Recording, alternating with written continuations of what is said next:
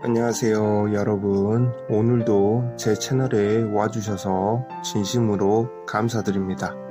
날씨도 조금씩 선선해지고 가을이 오는 게 느껴지시죠? 이렇게 계절이 바뀔 때마다 우리 마음도 새롭게 정리하고 싶어지는 법입니다. 집안에 조금 더 따뜻하고 긍정적인 기운을 불어넣고 싶으신 분들이 많으실 텐데요. 오늘은 그런 여러분께 아주 유익한 이야기를 나눠보려고 합니다. 우리 어르신들께서도 예전부터 전해 내려오는 말씀들을 많이 들여보셨을 거예요. 집안에 식물을 두면 좋은 기운이 들어오고 나쁜 기운을 막아준다는 그런 이야기들이 있지요. 저도 어렸을 때 할머니께서 하시던 말씀을 기억합니다. 집안에 초록색 식물이 많으면 그 집이 잘된대라고 하셨습니다. 그때는 그냥 어른들의 말씀인가 보다 하고 지나쳤지만 이제 와서 보니 그 말씀들이 다 이유가 있는 거였더라고요. 오늘은 그 중에서도 부와 행운을 가져다 준다는 식물들에 대해 이야기해 보겠습니다. 사실 요즘 부자들이 집안에 꼭 두는 식물들이 있다고 하는데요. 왜 그런지 궁금하지 않으신가요? 저는 이 이야기를 들었을 때 정말 신기하고 흥미로웠습니다. 그래서 우리 어르신들께도 이 이야기를 꼭 전해드리고 싶었습니다. 부자들이 왜 이 식물들을 키우는 걸까? 먼저 왜 부자들이 특정 식물들을 집안에 두는지부터 말씀드릴게요. 부자들은 단순히 예뻐서 또는 인테리어 효과 때문에 식물을 키우는 게 아닙니다.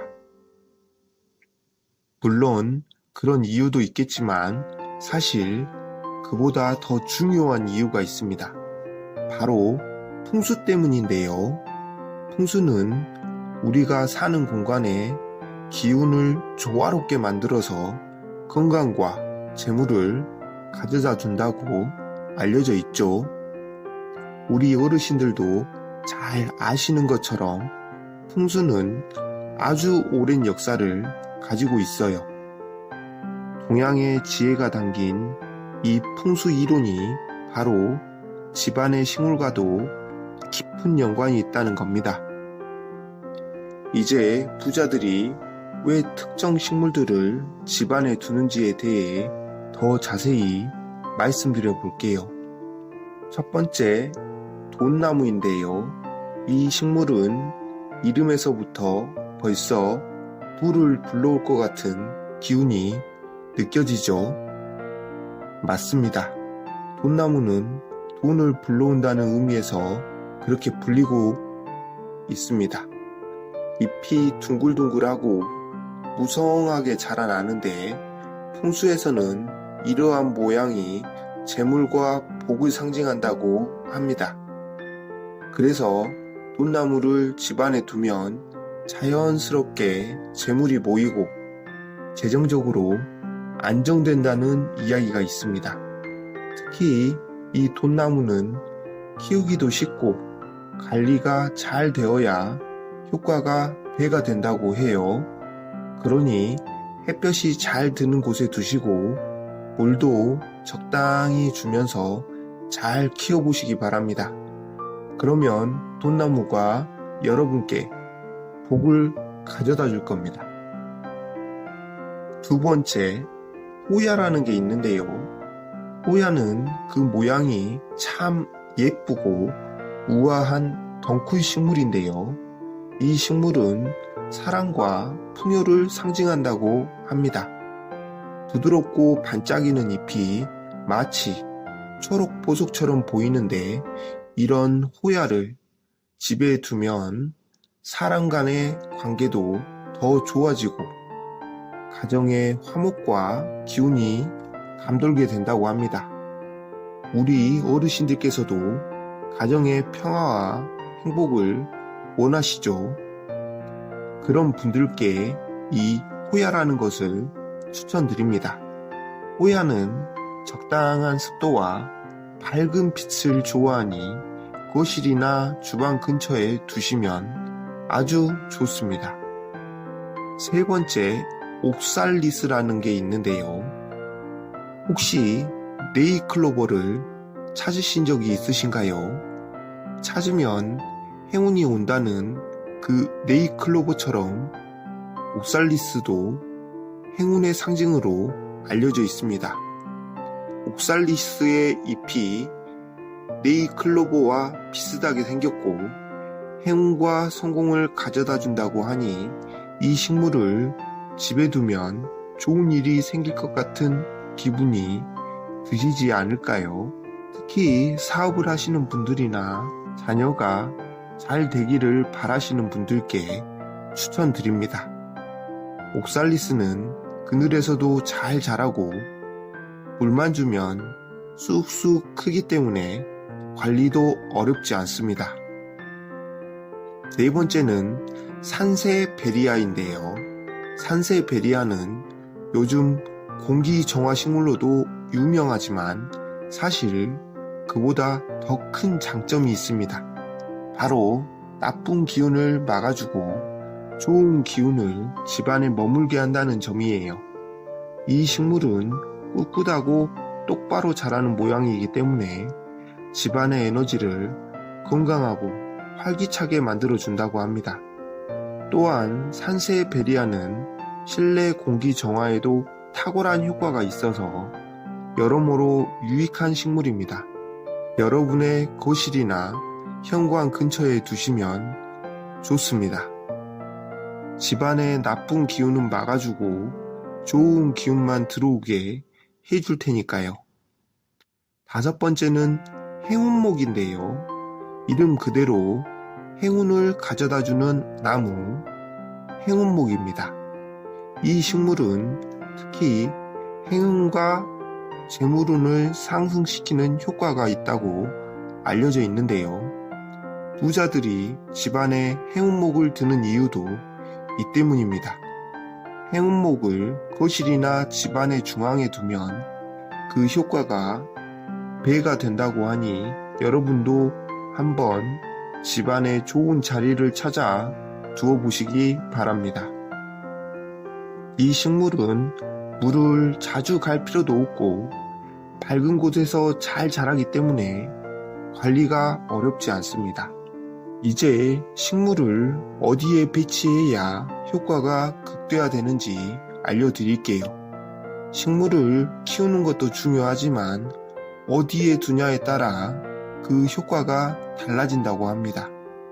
그래서 오늘은 몇 가지 중요한 팁을 알려드리려고 합니다. 식물을 어디에 배치해야 할까요? 첫 번째, 거실에 두기입니다. 거실은 가족이 모이는 공간으로 집안의 중심 에너지를 담당합니다. 재물운과 행운을 불러오는 식물을 거실에 두면 그 기운이 집 전체로 퍼져나가게 됩니다.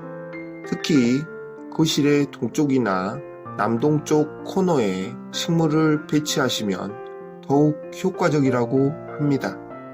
이 방향은 풍수에서 성장과 발전을 의미하며 금전적인 운을 상승시키는 방향으로 알려져 있습니다. 두 번째는 현관 근처에 두기인데요. 현관은 집안의 기운이 드나드는 곳입니다. 현관에 좋은 에너지를 가진 식물을 두면 외부의 나쁜 기운을 막아주고 좋은 기운이 집안으로 들어오게 도와줍니다. 특히 산세베리아나 행운목 같은 식물을 현관 근처에 두면 그 효과가 극대화될 수 있습니다. 현관에서 들어오는 첫인상이 중요하듯 좋은 기운이 집안으로 들어올 수 있게 도와주는 게 중요합니다. 세 번째는 침실에는 두지 않기입니다. 침실은 휴식과 안정을 취하는 공간입니다. 그래서 너무 강한 에너지를 가진 식물은 오히려 숙면을 방해할 수 있습니다.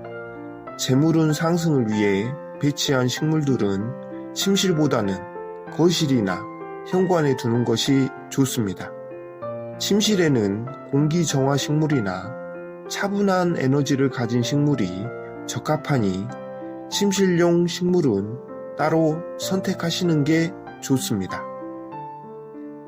자, 이제 반대로 집안에 두면 재물운을 막는 식물들에 대해 말씀드려 보겠습니다. 우리 어르신들께서도 이미 알고 계실지 모르지만 집안의 기운을 흐리게 하거나 나쁜 에너지를 끌어들이는 식물들이 있습니다. 이런 식물들은 되도록 피하시는 것이 좋습니다. 잎이 뾰족한 식물, 풍수에서는 잎이 뾰족한 식물이 날카로운 에너지를 방출한다고 합니다. 이러한 에너지는 집안의 평화를 깨트리고 가족 간의 갈등을 유발할 수 있습니다. 예를 들어 선인장 같은 식물은 뾰족한 가시 때문에 집안의 재물운과 건강운에 부정적인 영향을 줄 수 있습니다. 물론 선인장을 좋아하시는 분들도 계시겠지만 이왕이면 이런 식물은 실외에 두시는 게 더 나을 것 같습니다. 두 번째, 죽은 식물이나 시든 식물인데요. 죽거나 시든 식물은 집안의 기운을 떨어뜨린다고 합니다. 아무리 예쁘고 비싼 식물이라도 시들어 있으면 그 에너지가 나쁜 쪽으로 바뀌게 되는데요. 식물이 시들거나 죽으면 바로 제거하고 새로운 식물로 대체하는 것이 좋습니다. 식물이 건강해야 그 식물이 가진 좋은 기운이 집안에도 퍼지기 때문입니다. 세 번째는 너무 큰 식물인데요. 집안의 공간을 차지하고 기운을 압도하는 너무 큰 식물도 좋지 않다고 합니다. 풍수에서는 기운이 자유롭게 흘러야 한다고 하는데 지나치게 큰 식물은 기운의 흐름을 막아버릴 수 있습니다. 적절한 크기의 식물을 선택하고 공간에 맞게 배치하는 것이 중요합니다. 특히 작은 집에서는 너무 큰 식물보다는 크기가 알맞은 식물을 두는 것이 좋습니다. 여러분, 오늘은 집안에 두면 재물운과 행운을 가져다 줄 수 있는 식물들에 대해 이야기 나눴습니다. 우리 어르신들께서도 풍수의 지혜를 잘 활용하여 집안을 꾸미시면 좋겠습니다. 식물 하나로도 집안의 기운이 바뀔 수 있다는 사실, 정말 신기하지 않나요? 이제 여러분의 집에도 이런 행운의 식물들을 들여보시고 부와 번영을 경험해보세요.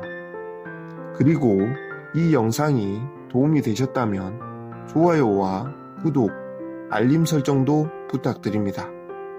여러분의 행복과 건강을 언제나 기원합니다. 감사합니다.